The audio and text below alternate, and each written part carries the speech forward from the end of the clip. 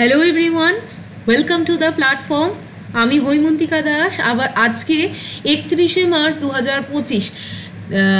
আজকে আমি তোমাদের কাছে ক্ষমা চেয়ে নিচ্ছি, কারণ বিকজ একটু লেট হলো, আজকে বিকাল হয়ে গেছে এবং কিছু পার্সোনাল কাজের জন্য আজকে সকাল থেকে এডিটোরিয়াল অ্যানালিসিসটা আমার পক্ষে করে ওঠা সম্ভব হয়নি। তো আজকে একটু আপলোড হতে লেট হলো। তো ঠিক আছে, চলো আজকে দি হিন্দু এবং আনন্দবাজার নিউজ এডিটোরিয়াল থেকে তোমাদের যে ডিসকাশন থাকবে এবং ডেইলি নিউজ অ্যানালিসিস থাকবে। দেরি না করে শুরু করা যাক আজকের যে নিউজ অ্যানালিসিসটা। প্রথমত আনন্দবাজার নিউজ পেপারে দেখো এই আর্টিকেলটা বেরিয়েছে, মণিপুরেও আরও 6 মাস আসফা বাড়ালো কেন্দ্র। তোমরা যদি জানো এই যে টার্মটা আসফা, এটা ভীষণ আমাদের ইম্পর্টেন্ট, অনেক সময় পরীক্ষাতেও এই জিনিস নিয়ে আলোচনা হয় বা কি। তাহলে আজকের ভিডিওতে আমরা দেখব কি এই আসফা।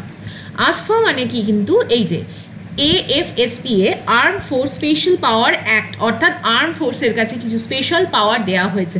সেটা কি সেটা আমরা দেখে নেব। মূলত আমাদের যখন ব্রিটিশ কলোনি ছিল ইন্ডিয়া, সেই জায়গায় আমরা দেখব in the year of 1942 launch of quit India movement happened, এবং সেই জায়গায় দাঁড়িয়ে কিন্তু কুইট ইন্ডিয়া মুভমেন্টের সময়, ভারত ছাড়ো আন্দোলনের সময় ভারতীয়দেরকে সাপ্রেস করার জন্য, এই মুভমেন্টটাকে সাপ্রেস করার জন্য ব্রিটিশরা কিন্তু এই ধরনের একটি লেজিসলেশন প্রথম প্রণয়ন করেছিলেন বা ইনঅ্যাক্টমেন্ট করেছিলেন।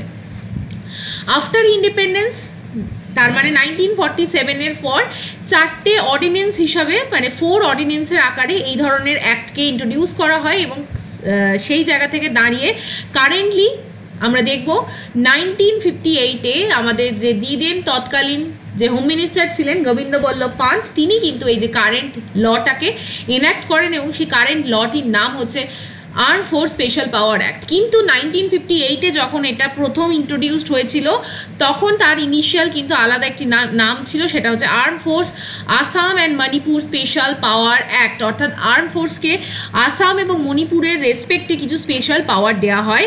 এবং পরবর্তীকালে এই জায়গাটায় দেখা যায় আফটার 1958 এই যে অ্যাক্টটাকে চেঞ্জ করা হয় এবং সেটাকে করা হয় arm force special power act, ঠিক। এবং সেই জায়গায় শুধুমাত্র that particular act was not restricted two Assam and Manipur, এবং সেখানে কিছু নিউ স্টেটের জন্য এটাকে এক্সটেন্ড করা হয়। And what are the names of that new state? Arunachal Pradesh, Meghalaya, Mizoram and Nagaland. আমরা যদি ম্যাপ দেখি তাহলে দিস ইজ দ্য ম্যাপ, যেখানে আমরা দেখব যে আসফাকে ইন্ট্রোডিউস করা আছে আসাম, মণিপুর, নাগাল্যান্ড, মেঘালয়, এই যে প্রত্যেকটা নর্থ ইস্টার্ন স্টেট আছে, to maintain the administration, to ensure the smooth running of the law and order in that particular state. সেই জায়গা থেকে দাঁড়িয়ে কিন্তু আর্ম ফোর্স স্পেশাল পাওয়ার অ্যাক্টকে ইম্পোজ করা হয়। এবার আমরা দেখব যে arm force special power act কেন এত চর্চায় আছে এবং কেন তাকে এক্সটেন্ড করা হয়। প্রথমত, আর্ম ফোর্স স্পেশাল পাওয়ার অ্যাক্টের আন্ডারে গভর্নমেন্টের কাছে একটি ক্ষমতা দেওয়া হয়, যেখানে গভর্নমেন্ট একটি পার্টিকুলার এরিয়াকে বা কোনো একটি স্টেটকে বা স্টেটের একটি ছোট্ট অঞ্চলকে ডিস্টার্বড এরিয়া হিসাবে ঘোষণা করতে পারে। কিভাবে? দেখো, ডিস্টার্বড এরিয়া হচ্ছে, a disturbed area is one which is declared by notification under section 3 of the AFSPA. অর্থাৎ আসফার আন্ডারে সেকশন 3কে ইউজ করে সরকার চাইলে কোনো একটি জায়গাকে ডিক্লেয়ার করতে পারে অ্যাজ এ ডিস্টার্বড এরিয়া।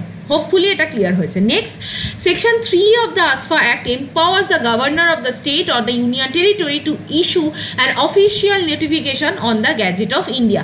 অর্থাৎ এই সেকশন 3কে ইউজ করে একটি পার্টিকুলার স্টেটের গভর্নর অর দ্য ইউনিয়ন টেরিটরির কোনো গভর্নর, তারা কিন্তু একটা অফিসিয়াল নোটিফিকেশন জারি করতে পারে।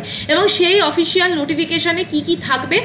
সেই অফিসিয়াল নোটিফিকেশন এটা থাকবে যে সেন্ট্রালের কাছে কিছু অথরিটি দেওয়া হচ্ছে to send arm forces for the civilian aid, অর্থাৎ সেখানে যে সাধারণ মানুষ, কমন পিপল, তাদেরকে সাহায্য করার জন্য government is sending the arm force. এবার দেখো, সেন্টার বা স্টেট, অর্থাৎ the state or the central government considers those area as the disturbed by reason of differences or dispute between the member of the different religion, racial, language or the regional group, caste and communities. অর্থাৎ এই যে disturbed area, কেন সেই এরিয়াটাকে dispute হিসাবে disputed land বা disturb area হিসেবে ঘোষণা করা হবে? বিকজ যদি গভর্নমেন্ট মনে করে বা সেন্ট্রাল গভর্নমেন্ট মনে করে যে এখানে সাম ডিফারেন্সেস আছে based on the religious ground, based on the racial ground, based on the language ground etcetera, সেই জায়গা থেকে দাঁড়িয়ে কিন্তু গভর্নমেন্ট চাইলে সেই অঞ্চলটাকে ডিস্টার্বড এরিয়া হিসাবে ডেজিগনেট করতে পারে। দ্য নেক্সট ইম্পর্টেন্ট পয়েন্ট হচ্ছে ওয়ান্স ডিক্লেয়ার ডিস্টার্ব, এটাকে যদি ডিস্টার্বড এরিয়া হিসাবে মানে অ্যানাউন্স করা হয়, then the region has to maintain status quo for a minimum of 3 months according to the disturbed area special court act 1976। অর্থাৎ once it is declared as disturbed, then the status quo will be maintained for the next 3 months, অর্থাৎ minimum 3 months এর জন্য একটি এরিয়াকে disturb area হিসেবে ঘোষণা করা যেতে পারে। Coming to the next aspect, that is the controversial provisions of the AFSPA. কেন এগুলো তো সব ঠিক ছিল, কিন্তু what are the important sections or what are the important controversial sections present in this particular act that makes the issue so debatable and যেখানে থেকে কিন্তু ডিসপুট তৈরি হচ্ছে, দ্যাট ইজ দ্য সেকশন 3। প্রথমত সেকশন 3 এর মাধ্যমে কি করা হচ্ছে, central government can announce any area as the disturbed area without taking concept of the concern state. অর্থাৎ সেখানে দেখা যাচ্ছে সেন্ট্রাল গভর্নমেন্ট ইস্যু করবে অর্ডার এবং সেই সেন্ট্রাল গভর্নমেন্টের ডিরেকশনে গভর্নর কিন্তু কোনো একটা এরিয়াকে ডিস্টার্ব এরিয়া হিসাবে ঘোষণা করে দিচ্ছে এবং সেখানে দেখা যাচ্ছে স্টেট গভর্নমেন্টের সামহাও কোনো অথরিটি নেই to say anything regarding the designation or regarding the imposition of the ASFA Act in that particular state. Second, section 4, এই অ্যাক্টের সেকশন 4-এ আরও একটি পাওয়ার দেওয়া হয়েছে, it accord certain power to an authorized officer. অর্থাৎ যারা authorized officer হবে তারা they will enjoy certain powers regarding কি, they can even open fire at any individual or even if it results in death। অর্থাৎ দেখা যায় আসফা যদি introduced হয় তাহলে সেখানে আর্ম ফোর্সের কাছে এমন কিছু পাওয়ার দেওয়া হয়, they can seize any place, they can search any place, ঠিক, এবং দে ক্যান ইভেন ফায়ার করতে পারে। অর্থাৎ তারা কিন্তু আর্ম ফোর্স যে কোনো জায়গায় গিয়ে সিজ করতে পারে যে কোনো আইটেম, যে কোনো জায়গা without even giving the notification বা আমরা কোনো প্রপার ইন্টিমেশন না দিয়ে সেখানে গিয়ে সার্চ করতে পারে, উইদাউট ওয়ারেন্ট কোনো পিপলকে অ্যারেস্ট করতে পারে, ইভেন যদি মনে করে আর্ম ফোর্স সেখানে কিন্তু ফায়ারও ওপেন করতে পারে এবং সেখানে কিন্তু যদি ডেথ হয় সেখানেও দেখো কি ক্লজ আছে, under this section the officer has also been given the power to arrest without warrant. দেখো এটা আমি বললাম, তিনি কিন্তু অ্যারেস্ট করতে পারেন even without warrant, seize and search without any warrant any premise, অর্থাৎ যে কোনো জায়গাকে সিজ অ্যান্ড সার্চ করতে পারে। আরও একটা জায়গা, এই কাজগুলো করার ফলে যে এক্সিকিউটিভ পারমিশন মানে it mandates prior executive permission from the central or the state authorities for prosecution of a member of the security forces। অর্থাৎ এই কাজগুলো করার জন্য সিকিউরিটি ফোর্সরা কিন্তু জেনারেলি কোনো এক্সিকিউশন বা তাদের এগেনস্টে কোনো ক্রিমিনাল প্রসিডিংস হয় না। যদি কোনো প্রসিকিউশন আর্ম ফোর্স বা সিকিউরিটি পার্সোনালসের এগেনস্টে করতে হয়, it also needs the prior permission from the central government as well as the state authorities before doing so. So এইভাবে দেখো একদিকে দেয়া হচ্ছে আর্ম ফোর্সকে স্পেশাল পাওয়ার, কেন বলা হচ্ছে সিভিলিয়ান যে এড এবং সেই ডিস্টার্বড এরিয়াকে কন্ট্রোলে রাখার জন্য, পিস সিকিউরিটি ট্র্যাঙ্কুইলিটি মেনটেন করার জন্য। অন দি আদার হ্যান্ড দেখা যাচ্ছে এটার কিন্তু মিস ইউজেরও জায়গা, একটা প্রবল জায়গায় মিস ইউজের স্কোপ ছেড়ে দেওয়া হচ্ছে, যেখানে দেখা যাচ্ছে আর্ম ফোর্স এই ধরনের অপরচুনিটিগুলো ইউজ করে সাধারণ মানুষের লাইফেও কিন্তু একটা ট্রাবলস তৈরি করতে পারে এবং এই ধরনের কোনো সিজ সার্চ এবং অ্যারেস্ট করার বিনিময়ে কোনো মানুষ যদি এটার এগেনস্টে জুডিশিয়ারির কাছে যেতে পারে, সেখানেও দেখা যাচ্ছে তাদের এগেনস্টে কোনো প্রসিকিউশন আনা যাবে না এবং স্টেট পারমিশন দিলে বা সেন্ট্রাল গভর্নমেন্ট পারমিশন দিলে তবেই কিন্তু করা যাবে। সো এটা হচ্ছে এন্টায়ার থিং। আশা করি তোমরা বুঝতে পেরেছো পুরো জায়গাটা আসফা কি, এবং তোমাদের যদি ডেসক্রিপটিভ যারা মিসলেনিয়াস দেবে আমি আজকে একদম রিটেন ফরম্যাটে দিয়ে দিয়েছি, তোমরা চাইলে এগুলো ডাউনলোড করতে পারো এবং নিজেদের মতো করে নোটস তৈরি করে নিতে পারো। কামিং টু দ্য নেক্সট, মোদির লঙ্কা সফরে প্রতিরক্ষা চুক্তির দিকে তাকিয়ে দিল্লি, দেখা যাচ্ছে যে আমাদের প্রাইম মিনিস্টারের একটা ভিজিট থাকবে শ্রীলঙ্কায় এবং সেই জায়গা থেকে দাঁড়িয়ে কী কী আউটকাম আসবে সেটা তো আমাদের ভিজিটের পরই আমরা দেখবো। But the news is very important because based on this news we need to understand the India Sri Lanka relationship, এবং সেই জায়গায় দেখো this is India and this is the Sri Lanka hour neighbouring country, এবং সেই জায়গা থেকে দাঁড়িয়ে আমাদের দেখতে হবে যে ইন্ডিয়া এবং শ্রীলঙ্কার কী কী পাস্ট এগ্রিমেন্ট আছে, কোঅপারেশন আছে, আবার কোথায় what are the grounds of dispute between the two countries, এবং আমরা এক্সটার্নালি কী কী প্রবলেম ফেস করছি between the India Sri Lanka relationship. So আমরা যদি দেখি ইকোনমিক কোঅপারেশন, প্রথমত India Sri Lanka free trade agreement, ঠিক, এটা সাইন হয়েছিল কিন্তু back in the year of 2000, এবং that contributed significantly towards the expansion of the trade between the two countries. So with the signing of the India-Sri Lanka Free Trade Agreement, that means all the import and export between these two countries will not face any kind of tariff or any kind of trade related hindrance, ঠিক, মানে smooth trade between this two country এটা ensure করে এই free trade agreement. That actually কী করেছিল, significantly help করেছিল দুটো কান্ট্রির মধ্যে বাণিজ্য সম্পর্ককে বাড়ানোর জন্য। এবং যদি আমরা সার্ক কান্ট্রিটা দেখি, যে এবং সার্ক একটা অ্যাসোসিয়েশন, সেটা কি, সেটা তোমাদের টাস্ক থাকবে, তোমরা আমাকে কমেন্ট সেকশনে জানাবে সার্কের মেম্বার কারা কারা। তো সেই সার্ক কান্ট্রিগুলোর মধ্যে যদি আমরা দেখি তাহলে দেখবো Sri Lanka is one of the India's largest trading partner, এবং India in turn is Sri Lanka's largest trade partner globally, অর্থাৎ ইন্ডিয়া এবং Sri Lanka both are the good মানে trade partners with respect to each other. আমরা যদি কালচারাল রিলেশন দেখি তাহলে আমরা দেখবো আমাদের যে ইন্ডিয়াতে বুদ্ধিজম ফলো করা হয়, সেই বুদ্ধিজমের জায়গা থেকে আমরা দেখবো নেপালেও কিন্তু বুদ্ধিজমের একটা রিলিজিয়াস ভ্যালুয়েশন আছে, ওখানে অনেক মানুষ বুদ্ধিজম প্র্যাকটিস করে, and Buddhism is one of the soft power to develop the relationship between the India and the Sri Lanka. সেই জায়গা থেকে Buddhism is one of the strongest pillar connecting the both countries, এবং both countries jointly commemorate করেছিল বুদ্ধাস যে enlightenment, Gautam বুদ্ধর যে জন্ম, গৌতম বুদ্ধর এনলাইটমেন্ট কি, যেখানে তিনি কিন্তু বোধিসত্ত্ব লাভ করেছিলেন বিহারে, সেই যে 2600 বছর পূর্তি কিন্তু দুটো কান্ট্রি নিজেদের মতো করে জয়েন্টলি সেলিব্রেট করেছে। সো এই জায়গাগুলো দেখা যায় যে they are the friendly countries. Development cooperation, Sri Lanka is a major recipient of the development assistance from the government of India. বিভিন্ন সময় শ্রীলঙ্কান গভর্নমেন্ট ওয়েন দে মানে in the past they faced the difficulties in terms of the many issues, then Indian government always developmental cooperation এ বিশ্বাসী ছিল। Defence এক্সারসাইজের মধ্যে আমরা দেখবো India এবং শ্রীলঙ্কার মধ্যে জয়েন্ট মিলিটারি এক্সারসাইজ হয় মিত্র শক্তি, এবং নেভাল এক্সারসাইজ হয় স্লিনেক্স, পরীক্ষার জন্য খুব ইম্পর্টেন্ট। নেক্সট ইনফ্রাস্ট্রাকচারাল ডেভেলপমেন্টের যদি আমরা দিকে দেখি তাহলে দেখবো 2022 সালে ইন্ডিয়া সাইন করেছে একটা এগ্রিমেন্ট, সেটা কি, two set up an hybrid power project on the Northern Sri Lankan islands. আমরা যদি শ্রীলঙ্কার আইল্যান্ডসটা দেখি তার নর্দার্ন পোর্শনে কিন্তু হাইব্রিড পাওয়ার প্রজেক্ট তৈরি করার জন্য ইন্ডিয়া এবং শ্রীলঙ্কা জয়েন্টলি সহমত হয়েছে। Various development project have started by India, সেটা কোথায়, একটা হচ্ছে কনকেসাথুরাই পোর্ট, যেটা কিন্তু আমাদের নর্দার্ন স্ট্রিপ অফ দ্য শ্রীলঙ্কায় অবস্থিত, আমরা ম্যাপ দেখবো, এবং আর একটা পোর্ট ডেভেলপ করছে, সেটা কিন্তু ত্রিকোণামাল্লি পোর্টের কাছে কিন্তু ইন্ডিয়া ইনভেস্টমেন্ট করছে শ্রীলঙ্কার পোর্ট ডেভেলপমেন্টের জন্য। আমরা যদি এই যে ম্যাপটা দেখি তাহলে this is the Northern Province of the Sri Lanka, যেখানে আমরা দেখবো ত্রিকোণামাল্লি পোর্ট, সেই জায়গাটাও কিন্তু India providing assistance two Sri Lanka. But what are the existing challenges that are affecting India-Sri Lanka relationship বা India-Sri Lanka tie, সেই জায়গায় আমরা দেখব মেইনলি, দেখো আমরা জানি যে আমরা যদি গ্লোবাল সিনারিও দেখি, চায়না কিন্তু ডমিনেন্ট রোল প্লে করছে এই এশিয়ান কন্টিনেন্টে।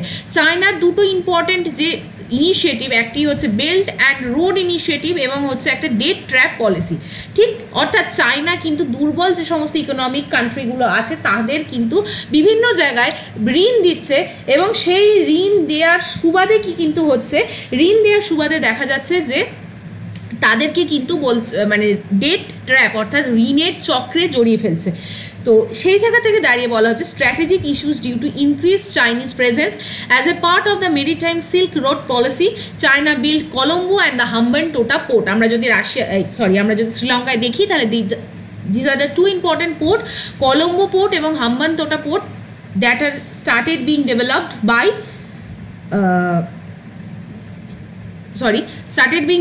by the Chinese পাওয়ার, এবং সেই জায়গা থেকে ইন্ডিয়ার কাছে কিন্তু শ্রীলঙ্কার মধ্যে এই যে চাইনিজ ইনফ্লুয়েন্স বেড়ে যাচ্ছে, সেটা একটা causing problem.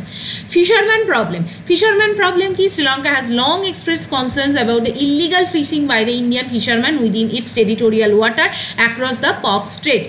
There have been regular arrests of the Indian fishermen for crossing the international maritime boundary line. আমরা একটু ভালো করে দেখে নিই, দেখো, this is the maritime boundary line, correct?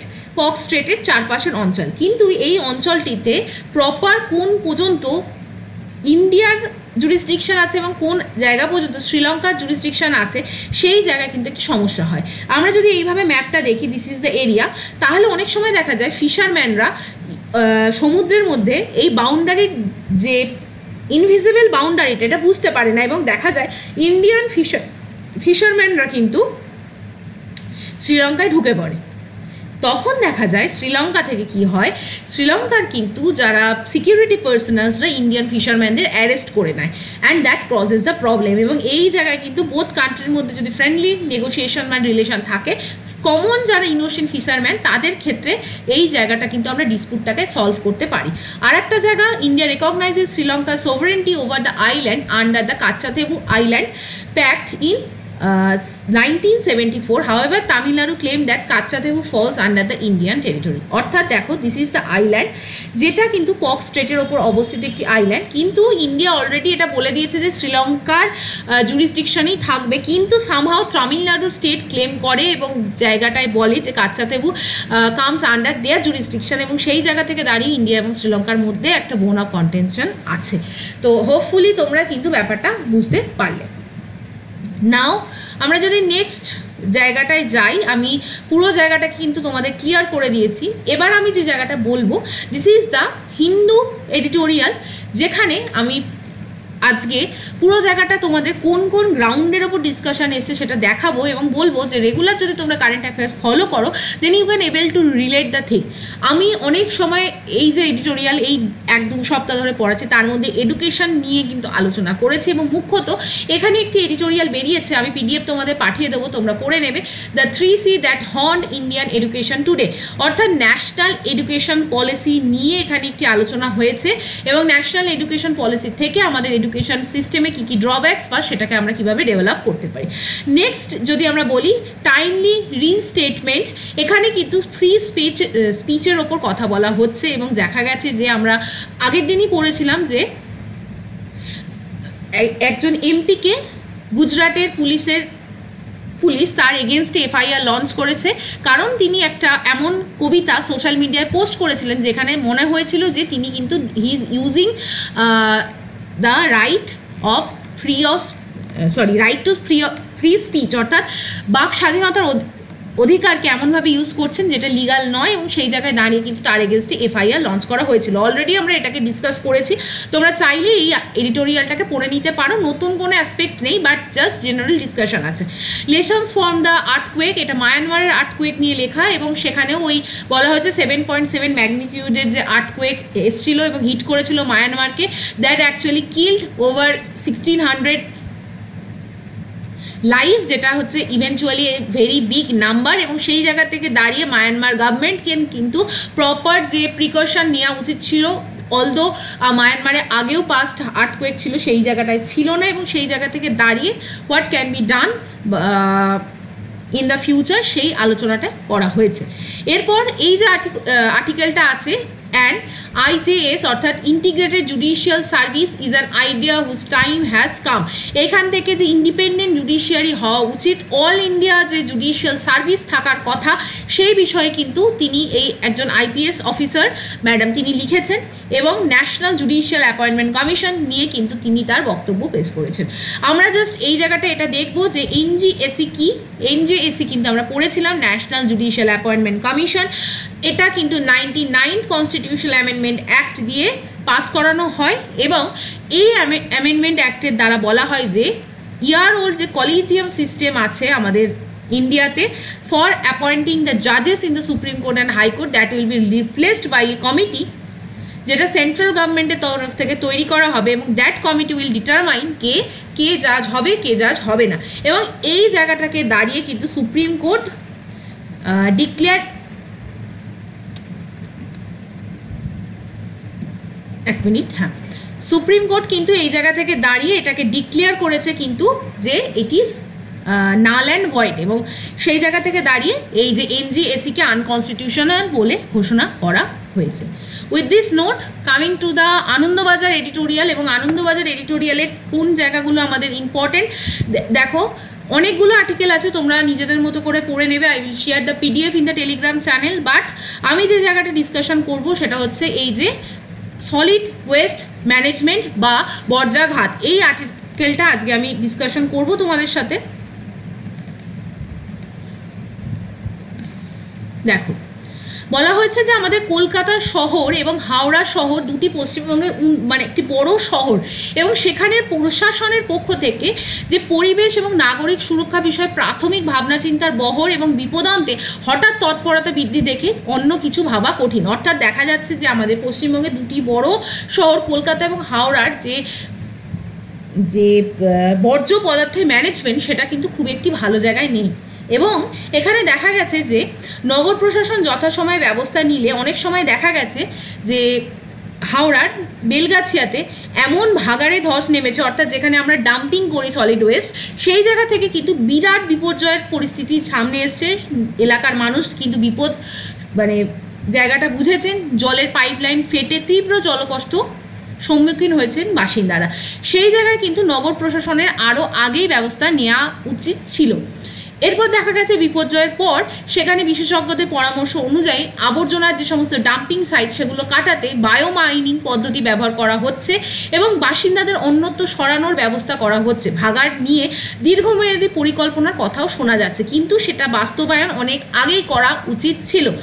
এরপর 2003 সালে কলকাতা হাইকোর্টের একটি অর্ডারে বলা হয়েছিল যে এই ধরনের যে ডাম্পিং সাইটগুলোকে সেগুলোকে আগেই সরানো উচিত, এবং 2008 সালে কলকাতা হাইকোর্ট হাওড়া যে পুরসভা অর্থাৎ হাওড়া মিউনিসিপ্যালিটিকে নির্দেশ দিয়েছিল এই যে টোটাল যে ডাম্পিং এরিয়া অর্থাৎ ভাগাড়ের জমি থেকে যাবতীয় জবরদখল উচ্ছেদ করে এলাকা দূষণ মুক্ত করা এবং স্থানীয়দের সুরক্ষা বিধান করার। অর্থাৎ 2008 সাল, বহু বছর আগেই এরকম নোটিফিকেশন কিন্তু হাওড়া প্রশাসন রিসিভ করেছিল। নির্দেশ ছিল এই ধরনের ভাগাড়ের জমিকে বিকল্প জমির সন্ধান করার, অর্থাৎ একটা পার্মানেন্ট সেটেলমেন্ট বা permanent set up land acquisition করার। ঠিক, কিন্তু সেই চরিত্র আজও ঠিক হয়নি এবং বিপর্যয়ের সম্মুখীন হচ্ছে সাধারণ মানুষ। একবিংশ শতাব্দীতে আধুনিক একটি শহরে বর্জ্য ব্যবস্থাপনা কেমন হতে পারে হাওড়া সেটা দেখিয়ে দিল, অর্থাৎ এতটাই দুর্বিষহ অবস্থা। এখানে দেখা গেছে যে শহরে জমে থাকা 1200 টনের বেশি আবর্জনা পুরো প্রশাসনের দুশ্চিন্তার কারণ হয়ে বর্তমানে দাঁড়িয়েছে। এবং বর্তমানে আরও একটি সমস্যা দেখা যাচ্ছে হাওড়ার কাছাকাছি অঞ্চলে, যে সমস্ত গাড়িগুলো দিয়ে এই আবর্জনাকে তোলা হয় অর্থাৎ আবর্জনা বহনকারী গাড়ি, সেখানেও সমস্যা। সেখানে দেখা গেছে যে লরি বা ডাম্পারগুলি দিয়ে আবর্জনা ফেলা হয় সেগুলোরও অবস্থা ভগ্নদশা, কাগজপত্র বা তাদের লিগাল জায়গাটাও ঠিক নেই। অগত্যা দেখা যাচ্ছে ডাম্পার, জেসিবি এগুলো ভাড়া করে কোনো রকমে মানে শহর কাগজ থেকে একটি ভাড়া নিয়ে সংস্থার থেকে এগুলোকে টেম্পোরারি ভাবে কাজ চালিয়ে নিচ্ছে। এই জরাজীর্ণ কাঠামো এখনো ভাবায় যে শহরের বর্জ্য নিয়ন্ত্রণের জন্য সঠিক ব্যবস্থা কেন নেওয়া হচ্ছে না। এরপর দেখা গেছে যে আমরা যদি কলকাতার দিকেও তাকাই, কলকাতার মতো এরকম একটি সিটির ধাপাগুলো যেগুলো দেখবে অনেক সময় যারা তোমরা মেট্রোতে যাতায়াত করো, প্রচুর ধাপাগুলো দেখা যায় যেখানে মানে দিনের পর দিন মানে পর্বত সমান নোংরার আবর্জনা কিন্তু ডাই করা হচ্ছে। এই অঞ্চলে বহুদিন ধরেই তার ধারণ ক্ষমতা অতিক্রম করে গেছে, অর্থাৎ সেই ডাম্পিং ক্যাপাসিটির এক্সিস হয়ে গেছে, কিন্তু তাও বিকল্প কোনো জায়গা না পাওয়ার জন্য সেখানেই কিন্তু বর্জ্য পদার্থগুলোকে জমা করা হচ্ছে। আর এর ফলে কি হচ্ছে, উৎস থেকে বর্জ্য পৃথকীকরণ প্রক্রিয়াকরণের পদ্ধতিটি কলকাতায় এখনো পূর্ণমাত্রায় চালু হয়নি। অর্থাৎ একটি জায়গায় ডাম্পিং করা হতেই থাকছে, কিন্তু সেগুলোর প্রপার সেগ্রিগেশন, সেখান থেকে প্রপার মানে যেটাকে প্রক্রিয়াকরণ করে যে ওই আবর্জনাগুলোর প্রপার রিসাইক্লিং হচ্ছে না, এবং সেই জায়গা থেকে দাঁড়িয়ে দেখা যাচ্ছে এইসব ধাপাগুলো কিন্তু বর্জ্যের পাহাড়ে পরিণত হয়েছে। সেখান থেকে কার্বন মনোক্সাইড অর্থাৎ CO, মিথেন অর্থাৎ CH4 এগুলো নিঃসরণ হচ্ছে, যা কিন্তু পরিবেশকে দূষণ করছে এবং এগুলো হয়ে উঠছে একটা দূষণ বোমার মতো। এই জায়গা থেকে দাঁড়িয়ে লেখক প্রশ্ন করেছেন যে কলকাতা পুরসভার দায়িত্ব কোথায়, বা হাওড়া পুরসভায় বা কিভাবে কাজ করছে। হোপফুলি তোমরা এই এডিটোরিয়ালটা বুঝতে পেরেছো। Coming to the next editorial that can be discussed in today's class, আমি একবার দেখিয়ে দিচ্ছি, সেটা হচ্ছে এই জায়গাটা।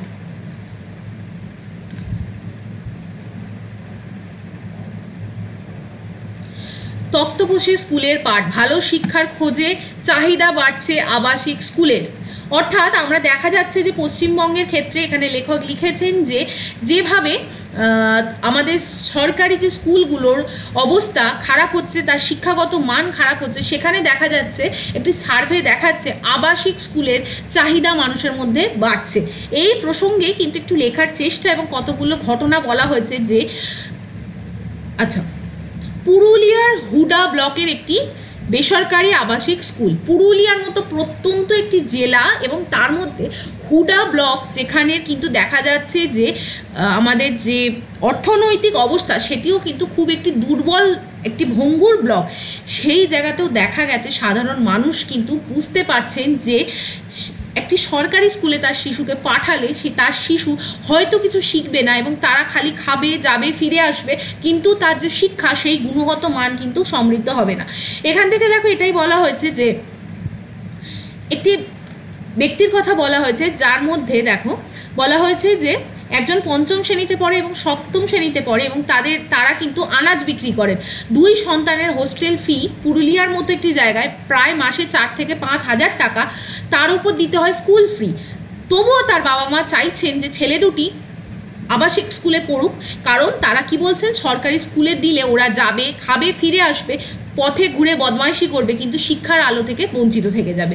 তো এই জায়গায় দাঁড়িয়ে কিন্তু দেখা যাচ্ছে শিক্ষকরা জানালেন পরিযায়ী শ্রম এবং অতীতে হাই স্কুলে দূরে থাকায় এই যে হুডা, বাঘমুন্ডি মানে পুরুলিয়ার বিভিন্ন ব্লকে হোস্টেলের চাহিদা ছিলই।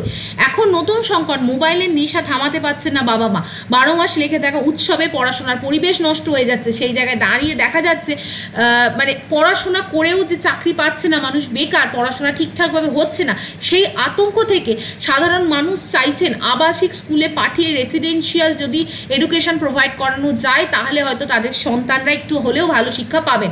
এরকম জায়গায় দাঁড়িয়ে পুরুলিয়ার মতো জায়গায় রামমোহন, বিদ্যাসাগর, ডিরোজি ও বিবেকানন্দর নামে বিভিন্ন আবাসিক স্কুল চলছে এবং অনেক আবাসিক স্কুল এখনো পর্যন্ত নথিভুক্তও নয়। ছাত্রছাত্রীদের নাম লেখানো রয়েছে কোনো সরকারি স্কুলে, অর্থাৎ দেখা যাচ্ছে ছাত্রছাত্রীরা সরকারি স্কুলে পড়ছেন, কিন্তু তারা দেখা যাচ্ছে সেই সমস্ত স্কুলের চারপাশে বিভিন্ন হোস্টেল কাম ফেসিলিটেশন যে সেন্টার সেগুলো গড়ে উঠছে, হাইব্রিড মডেলে ছেলেমেয়েরা স্কুলে পড়ছে, সরকারি স্কুলে তার নাম আছে, কিন্তু দেখা যাচ্ছে তারা কিন্তু থাকছে এই ধরনের হোস্টেলগুলিতে। 6ষ্ঠ বা 8ম শ্রেণী অবধি অনুমোদন রয়েছে, কিন্তু 9ম 10ম শ্রেণী সেখানে ক্লাস করে আর মাধ্যমিক পরীক্ষাটি দিয়ে আসে একটি সরকারি স্কুলের আওতায় আন্ডারে। অর্থাৎ দেখা যাচ্ছে ছেলেমেয়েরা ওই স্কুলের আন্ডারেই পড়ছে, সরকারি স্কুলে তারা যায়ও না, শুধু সরকারি স্কুলটির সাথে টাই আপ করা আছে, তাদের নাম নিয়ে তারা কিন্তু মাধ্যমিক পরীক্ষাটা দিয়ে যাচ্ছে।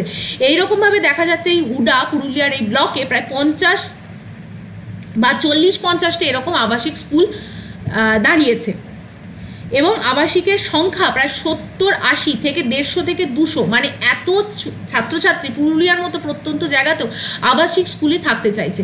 সরকারি স্কুলের ছাত্ররা অনেকেই নানা কাজ করে, নিয়মিত ক্লাসে আসে না। সরি, একটি সরকারি স্কুলকে ঘিরে গড়ে উঠেছে 4-5টি স্কুল, অর্থাৎ একটি সরকারি স্কুলের চারপাশে এরকম আবাসিক স্কুল থাকছে, সেখানে কিন্তু ছেলের মেয়েরা থাকা, খাওয়া, পড়াশোনা করছে এবং স্কুলে নামমাত্র গিয়ে সরকারি স্কুলের আন্ডারে থেকে পরীক্ষা দিচ্ছে এবং সরকারি স্কুলে তারা যায়, মিড ডে মিল খায় বা 2 স্কুলের শিক্ষকরা সেই জায়গাটাকে টাই আপ করে পড়াশোনা করে। তো এই একটা চিত্র তুলে ধরার মাধ্যমে লেখক কিন্তু বলতে চেয়েছেন যে দেখো, প্রশাসন অনেক সময় বলেন যে গরিব মেয়েরা মানে কেবল অনুদান চায়, রাজনীতি বা প্রশাসনের ভালো মন্দ নিয়ে তাদের কোনো মাথা ব্যথা নেই, এরকম একটা মিথ তৈরি করার চেষ্টা করা হয়। তেমনই আমরা অনেক সময় বলি গরিব বাবা মারা হয়তো এখনও ভাবেন যে পড়াশোনার খুব বেশি দরকার নেই, হয়তো মিড ডে মিল পেয়ে গেলেই হয়ে যাবে, তো স্কুলে স্থায়ী শিক্ষক নিয়োগ চাই, এরকমও কিন্তু সেই অঞ্চলের মানুষরা দাবি করেছেন যে, কিন্তু সেইগুলোর বাইরে আমরা যেভাবে আমরা ভাবি যে সাধারণ মানুষ হয়তো শিক্ষা কি সেটা দরকার বোঝেন না এবং এইভাবেই চলতে পারে, কিন্তু সেই পুরুলিয়ার মানুষরা বুঝিয়ে দিয়েছেন না, আমাদের সুশিক্ষার দরকার আছে। তারা কিন্তু দাবি জানিয়েছেন আমাদের স্কুলে স্থায়ী শিক্ষক নিয়োগ চাই, সব মেয়েদের উচ্চ শিক্ষা নিশ্চিত করতে হবে, আমাদের মেয়েদের শ্রমের সমমজুরি দিতে হবে, এরমভাবে তারা বিডিওর কাছে অর্থাৎ প্রশাসনের কাছে একটি দাবি দাবা চেয়েছেন। মেয়েরা কিন্তু রাষ্ট্রকে জানিয়েছে সন্তানের শিক্ষা সার্থক না হলে মায়েদের শ্রম সঞ্চয় বিনিয়োগ নিরর্থক হয়ে যায়।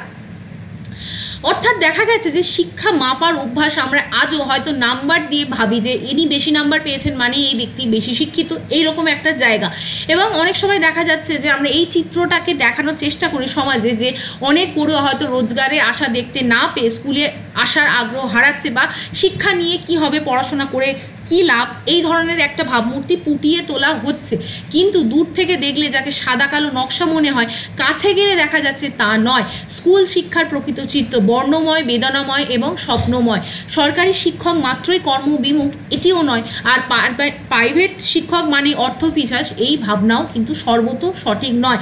দেখা গেছে যে পুরুলিয়ার বিভিন্ন সার্ভে করে দেখা গেছে এমন কিছু সরকারি স্কুলের টিচার আছে যারা কিন্তু তাদের নিজের বেতনের টাকা স্কুলে দিচ্ছেন, স্কুলে স্মার্ট টিভি কিনছেন, অর্থাৎ স্কুলের ইনফ্রাস্ট্রাকচারাল ডেভেলপমেন্টেও কিন্তু তারা কন্ট্রিবিউট করছেন, যা প্রশংসনীয় বলে লেখক মনে করেছেন। এবং এখানে বলা যাচ্ছে যে 3 থেকে 8 বছরের শিশুদের পড়ালেখা, অঙ্ক শেখাচ্ছেন এমন অনেক মানুষ আছে অসরকারি স্কুলের পৃষ্ঠপোষকতায় বিভিন্ন ব্যক্তি সহউদ্যোগে সেই জায়গাটায় শিক্ষা আলো শিশুদের মধ্যে ছড়িয়ে দিচ্ছেন, যা আনন্দময় এবং ফলপ্রসূ।